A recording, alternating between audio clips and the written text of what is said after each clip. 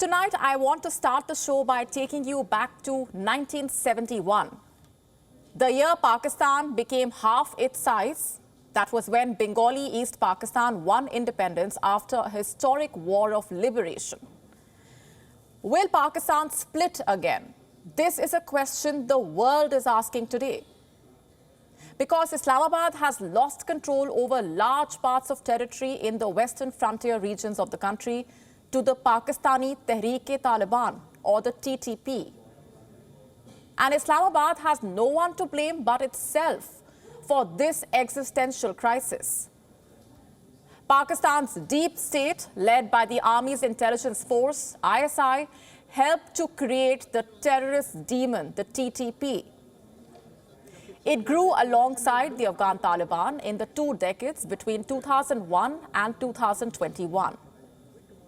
Now, this voracious demon is eating its creator. And why do I say that?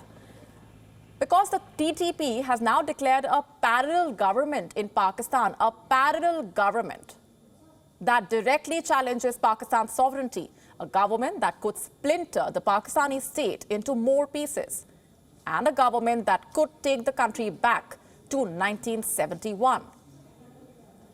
It was a year that redrew the world map and led to the birth of a new country, a nation the world knows today as Bangladesh. You see, until 1971, Bangladesh was a part of Pakistan. It was known as East Pakistan, a country of predominantly Bengali-speaking people that was run by a coterie of Urdu-speaking rulers from West Pakistan. In 1971, it broke these shackles. 52 years on, is history about to repeat itself? Is Pakistan on the brink of another separation? Is Pakistan going to witness a rerun of 1971? It surely seems to be the case. Just have a look at what the TTP has done.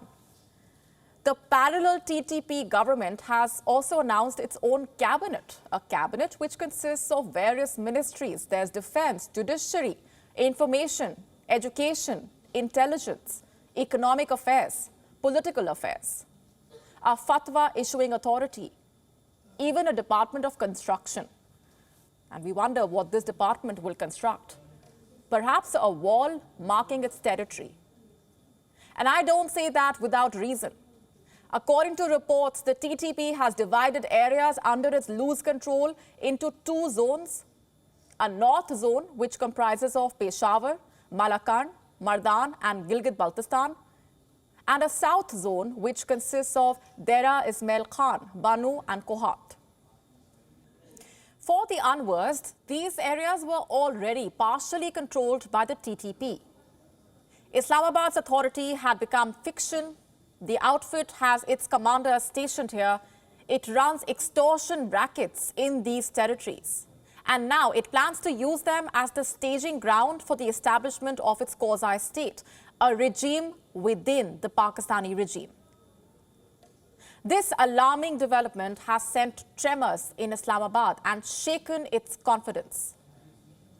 Pakistan's official Prime Minister, Shehbaz Sharif, its cabinet and its armed forces are holding emergency meetings to prepare for the upcoming and inevitable storm. In fact, one such meeting was held earlier today, a meeting of Pakistan's National Security Committee. It convened on Monday afternoon to deliberate on this warning by the TTP. Present at the meeting were both civil and military officials. They briefed the Pakistani Prime Minister on the next steps. Interestingly, this was the second such meeting in 4 days. The last one was held on the 30th of December, in light of the spike in terror attacks across Pakistan. And the leaders present then had vowed to eradicate terrorism. 4 days on, the TTP laughed at Islamabad with its declaration of a parallel government. And the official leaders were forced to meet again. What exactly did they discuss this time?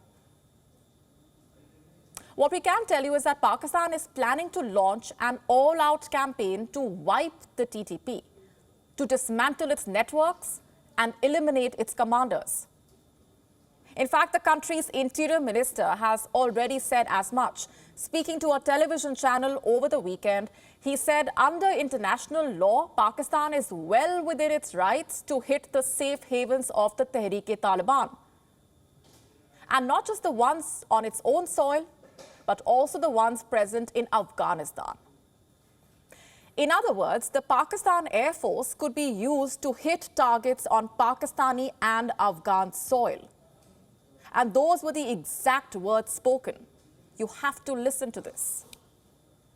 जो है वो अपनी किसी जगह से भी अपनी जगह से या अपने ठिकाने से जो है वो वार करता है तो वो बैनुल-अक़वामी लॉ के तहत भी और अदरवाइज भी आपको ये हक हासिल है कि आप उसके ऊपर जो है वो आप अटैक कर सकते हैं। तो ये जो है ये बैनुल-अक़वामी लॉ के मुताबिक जो हमारा हक होगा हम उसको एक्सरसाइज करेंगे। अच्छा, तो क्या अफगानिस्तान के अंदर भी इनके ठिकानों पर कार्रवाई कर सकते हैं? देखिए ये तो फिर वक्त आने पे जब ये चीजें सामने आएंगी तो सबसे पहले तो अफगानिस्तान को, क्योंकि हमारा वो बरादर इस्लामी मुल्क है, हम उसे कहेंगे कि ये ठिकाने हैं इनको खत्म किया जाए और इन लोगों को हमारे हवाले किया जाए। और अगर आगे से तौबा नहीं होता तो फिर ये सारी चीजें जिस तरह से आपने कहा ये फिर मुमकिन है। I'm quoting one portion. We will ask Afghanistan to destroy their bases. But can Pakistan really do that? And will Afghanistan comply? Well, it seems highly unlikely. In fact, forget about helping Islamabad. Afghanistan has refused to even acknowledge the presence of the TTP on its soil. Now, have a look at the statement on your screen. It's from the Taliban's Ministry of Defense. It says the claim of the TTP being present in Afghanistan is provocative and baseless. It has further added that such allegations will damage relations between the two sides. Now, it's an elaborate statement. Let me quote the most telling excerpts for you. The Ministry of National Defense considers the recent statements of the Minister of Interior of Pakistan regarding the presence of the TTP in Afghanistan and a possible attack on them inside Afghanistan as provocative and baseless. Such claims by Pakistani authorities, despite the existence of evidence that the TTP centers are inside Pakistan, damage the good relations between the two neighboring and brotherly countries. Our request is that any concerns or problems should be resolved through understanding. Afghanistan is not without its owner. As always, we are ready to defend the country's territorial integrity and independence, and we have better experience than anyone in defending our dear country, quote unquote. Now, I want to stress on the line that stayed with me. Afghanistan is not without its owner. And this statement makes it absolutely clear that the Taliban no longer depend on Pakistan. That it's no longer desperate for Pakistan's support for its well-being or for its survival. Not just that, what it also highlights is how the Taliban has thrown its weight behind the TTP. No matter what they say, it's a fact that the TTP has bases in Pakistan. The provinces of Khyber Pakhtunkhwa and Gilgit-Baltistan act as a revolving door of sorts for the Taliban and the TTP commanders.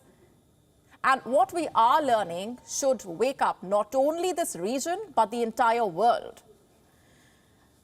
Under Taliban regime, we could see an expanded Afghan-Pak Taliban space with military capability that threatens regional stability and become a huge base for terrorist attacks.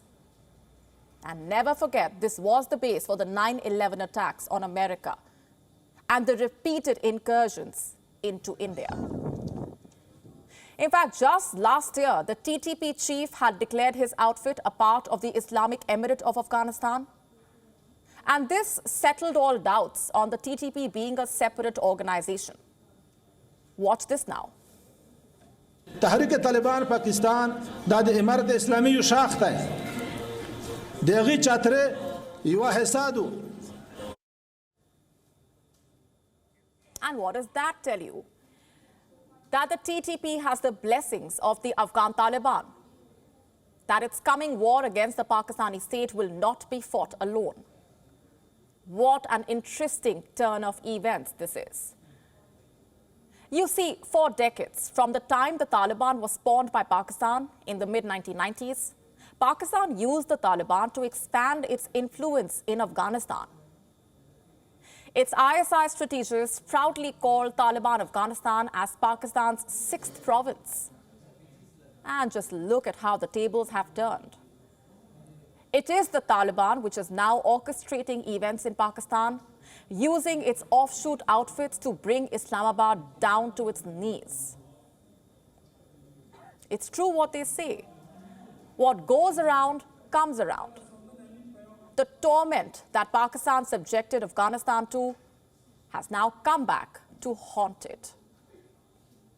WION now available in your country. Download the app now. Get all the news on the move.